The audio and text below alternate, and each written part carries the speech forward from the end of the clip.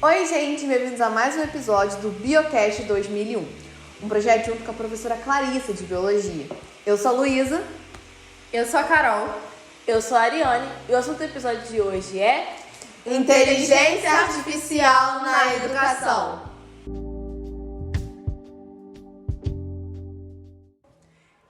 Nesse episódio de hoje nós vamos entender um pouco sobre a inteligência artificial, as suas vantagens, as suas desvantagens, os seus prejuízos, os seus benefícios, porque com a expansão, ainda mais no meio educacional que a inteligência artificial se encontra, é muito importante a gente se informar corretamente pra gente saber usar, Porque como é que a gente vai manejar alguma coisa que a gente não sabe o que é? Fala aí pra gente, Ari. Então, pra gente começar, vamos entender um pouquinho sobre o que é a inteligência artificial. A inteligência artificial, ou IA, é como ensinar computadores a pensar e aprender como seres humanos, mas de uma forma mais mecânica. Eles usam regras e dados para tomar decisões inteligentes e resolver problemas, como um cérebro eletrônico. A IA é capaz de produzir textos, ser seu amigo virtual, fazer desenhos, pesquisas, fazer montagens em fotos e qualquer outra coisa que você quiser. E vocês, meninas, vocês usam ChatGPT, a inteligência artificial? Com certeza, todo dia. No que você mais usa, Ari? Para fazer trabalhos de escola. Com certeza. E no que você menos usa, Luiz, ou que você até nunca usou? Do que ela falou aqui, o que eu nunca fiz foi fazer, montagem em foto. Fazer montagem, assim, de ter que apagar o fundo. Tô aqui no Brasil e botar uma torre Eiffel ali atrás. Eu nunca fiz isso aí, não. E nem nunca usei pra fazer desenho. Também não, pra desenhar. Eu também nunca usei pra ser amigo virtual, não. Nunca usei pra ser amigo virtual. Não, eu tenho amigo. Olha, você aqui, época de pandemia, amigo virtual, sim, é. Mas enfim, a gente já falou um pouco sobre nós e a gente também quer saber dos outros alunos, dos outros professores, o seu ponto de vista, o ponto de vista deles, sobre o que eles acham, E vai passar uns takes aí de umas entrevistas sobre o que os professores, sobre o que os alunos acham da inteligência artificial. Bom, gente, estamos aqui com a nossa professora, tão famosa professora Clarissa de Biologia. E, tia Clarissa, você usa a inteligência artificial, o site GPT? Uso. Em que contexto você usa? Eu uso para, fazer uma chuva de ideias para as aulas, para as atividades. Já trouxe para a sala de aula também para se passar por uma personalidade histórica dentro da minha disciplina. Mas geralmente para isso, para repertório para as minhas aulas. Você acha que o site GPT, a inteligência artificial em geral, é bom?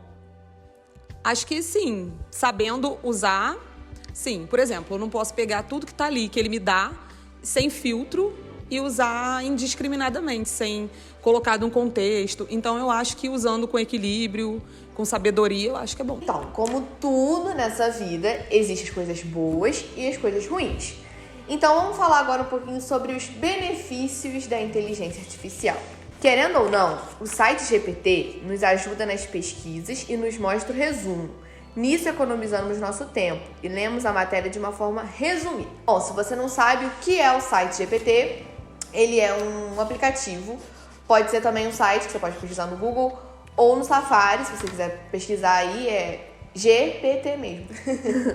Ele te dá o que você precisar, o que você pedir pra ele, ele vai te entregar exatamente como você pedir. Vou dar um exemplo da gente, que a gente estuda, tá fazendo muitos tipos de redação para poder treinar pro Enem que vem aí. Então, se você colocar ali, eu preciso de uma redação de 30 linhas sobre a Era Vargas, que é o que a gente estudou em História, de uma maneira formal, ele vai te entregar um texto do jeito que você pediu.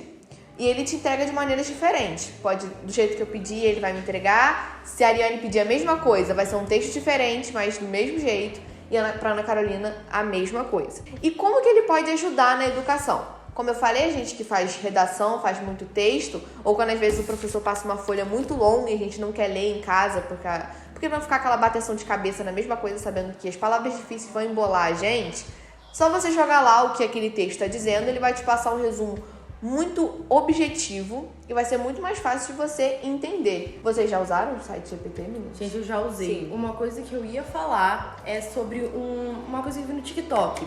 Você vira pro chat GPT e fala assim, chat GPT, me conta uma fofoca sobre a Era Vargas. Ele vai te contar um fato, um acontecimento que não é muito falado sobre a Era Vargas, pra você entender. Porque assim, o chat GPT é uma coisa que meio que quebra a minha cabeça. Você fala, chat GPT, faz um resumo de forma informal como um adolescente de 16 anos sobre tal tema.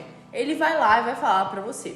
E outra coisa que eu notei aqui de um dos benefícios é que ainda mais a gente, né, que tá nesse clima de Enem aí, ele também oferece sugestões gramaticais. Quer corrigir seu texto? Quer uma ajuda lá pra saber a vírgula tá aqui, a vírgula não tá aqui? Solta lá que ele vai com certeza te ajudar. O ChatGPT também ajuda a gente em listagens. Se, por exemplo, lá, como as meninas estão dando o exemplo do Enem, ChatGPT, faz uma lista aí do que eu preciso estudar pra fazer uma boa redação. Ele vai fazer a lista pra você direitinho, pra você conseguir estudar de forma decente. Ele também pode te passar questões. Se você não quer estudar o que o seu professor passou dentro de sala, porque você já fez e aí você não quer fazer de novo, você quer fazer uma coisa realmente nova, se você botar lá que você quer questões, vamos supor, eu quero questões de matemática do 2º ano do ensino médio. Ele vai fazer questões sobre a matéria que você jogar lá e ela vai te passar as questões, e aí você faz, depois você joga lá e ela vai te passar a resposta para saber se você fez a atividade corretamente. É algo novo e facilita no dia a dia da hora de estudar.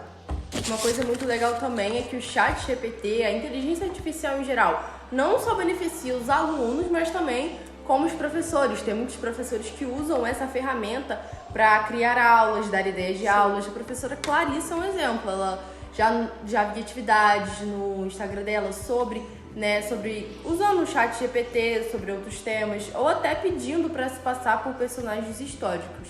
Como, por exemplo, se passe por Charles Darwin. Aí faz uma entrevista com ele, perguntando coisas sobre a teoria dele. Eu acho isso muito legal.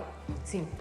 E a inteligência artificial também pode ajudar, tipo, se você faz faculdade, se você faz um curso, e aí você quer saber mais sobre o corpo humano. E aí você jogar lá, ele vai te mostrar exatamente como o corpo humano vai te explicar cada órgão direitinho. Isso não só no site GPT, isso pode ser no Google, no Safari. Ele vai te mostrar, vai te passar fotos, explicações. Às vezes coisas que você, tipo assim, não tinha nem a menor ideia de que podia ter ali, ele vai te explicar certinho o que você precisa saber. Sim. Como também a gente já falou, né? Tudo que tem um lado bom, também tem um lado ruim. Então a gente também vai falar um pouco sobre os malefícios da inteligência artificial. Uma coisa que a gente pode perceber, acho que a gente pode falar muito sobre autocrítica por a gente ser alunos, papo de aluno para aluno. É as escolas. Colar com o site GPT, acho que é a melhor e a maior coisa que mais comum. Todo mundo faz. Sim. Todo mundo faz. Se você não sabe ainda o que é o site GPT, já é uma ajuda nossa, aqui um ombro amigo pra você. Pesquisa lá que vai te ajudar, com certeza. Eu tenho um aplicativo instalado no meu celular, porque eu uso mesmo aquilo ali, entendeu? Então, mas ele passa muitas escolas e acaba que o aluno não se esforça pra entender a matéria, porque ele fez tipo assim, nossa, que difícil. Eu vou perguntar ao professor o que é aquilo, pro professor me explicar? Não, eu vou jogar no site GPT ou no Google e ele vai me explicar exatamente. Eu vou perder meu tempo lendo o que ele falou e me aprofundando? Não, eu vou simplesmente copiar o que ele mandou ali, vou entregar e tá tudo bom, tá tudo feito. É o problema do copia e cola. As pessoas se tornam menos críticas, menos pensantes. Porque quem fala sério, uma professora vai te passar um trabalho, ela pede impresso, é uma pesquisa. Você vai realmente ter o problema de ler todinho. Eu não vou mentir porque às vezes nem eu faço, mas, querendo ou não, é um malefício porque nos torna pessoas menos críticas, menos pensantes. Pô, será que aquilo realmente se adequa à minha realidade? Será que aquilo condiz com o que eu quero dizer? Ou, às vezes, será que aquilo até faz sentido? Porque já teve uma situação de eu estar dentro de sala e um amigo meu entregar uma pesquisa e a professora estava lendo, na hora que ela chegou no final, estava lá, acesse o link para mais informações. E não teve nenhum trabalho de não copiar aquilo e colar no trabalho. Então, eu acho assim, que é um malefício bem presente, que é nos tornar pessoas menos pensantes. Um malefício também é que nem todas as pessoas têm acesso à internet e inteligência artificial em casa. Quando isso está se tornando uma coisa muito grande, acaba que isso se torna muito comum. Ninguém usa mais livro, ninguém usa mais texto e as pessoas, nem todo mundo tem acesso a isso. E acaba que, né, todo mundo com notão porque conseguiu pesquisar e tem aquele aluno que não conseguiu porque não tem acesso. Fora a dependência que isso causa. Acaba que as pessoas botam na cabeça que não consigo fazer, não consigo pesquisar, não consigo tirar da minha própria cabeça, inventar, não consigo pensar e pesquisam no site GPT. Causa também ansiedade, Porque às vezes o professor passa um trabalho que você tem que ler o texto para fazer as questões e o aluno fica ali ansioso, porque não quer perder tempo lendo e fica ali toda a vida, porque o site GPT dá esse acesso rápido, né, a informações. O imediatismo na Em juventude. questão da dependência, é muito em questão de prova também. Quando o professor pede, tem professor nosso que pede pra botar o celular em cima da mesa dele.